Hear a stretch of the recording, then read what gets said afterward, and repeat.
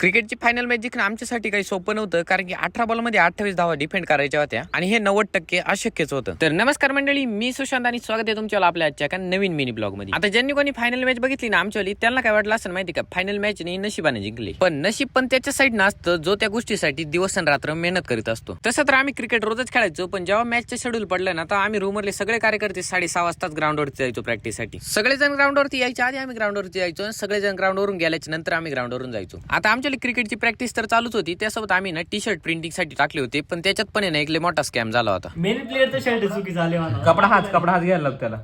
नेमके आमच्याला जो मेन प्लेअर होता ना प्लेइंग 11 मधला, त्याच्या शर्टवरती नाव आणि नंबर चुकला होता आणि मॅचच्या 2 दिवस आधी ना आम्हाला त्याच काम लागलं होतं आणि त्यासाठीच आम्ही ना बेल्ल्यामध्ये आलो होतो. बाकी आता शर्टचं नाव चेंज करायचं नियोजन तर लागलं होतं. त्याच्यानंतर ना आम्ही आता मित्राच्या रूमवरती गेलो. आपल्याला मित्र आहे ना गावात रूमवर राहिला आणि रूमवरून कॉलेज आहे ना 2-2.5 किलोमीटर लांब आहे. त्याच्यामुळे मग त्याला सकाळी रूमवरती येणं शक्य नसायचं, म्हणून आम्ही रात्रीच गाडी वगैरे असलो का त्याला रूमवरती घेऊन यायचो आणि मग आम्ही सकाळी 6:30 वाजता ना प्रॅक्टिसला जायचो. बाकी इथं केलेलं मेहनतीचं फळ आहे ना, हे आम्हाला ना क्रिकेटच्या ग्राउंडवरती 100% भेटलेलं आहे. सकाळी प्रॅक्टिस वगैरे आवरल्याच्या नंतर दुपारी आम्ही गावामध्ये गेलो होतो, कारण की गावामध्ये ना बाजार पण भरला होता. मग गावातून आल्याच्या नंतर आहे ना 3-3:30 वाजता ना इकडे कॉलेजच्या ग्राउंडवरती ज्युनियरचे पोरं क्रिकेट खेळत होते आणि आमच्या मॅचला पण एकच दिवस राहिला होता, त्याच्यामुळे सगळे पोरं जमले होते आणि प्रॅक्टिसला गेले होते. बाकी स्पोर्टचे सगळे ब्लॉग आहे ना आपल्या चॅनलवरती अपलोड केलेले.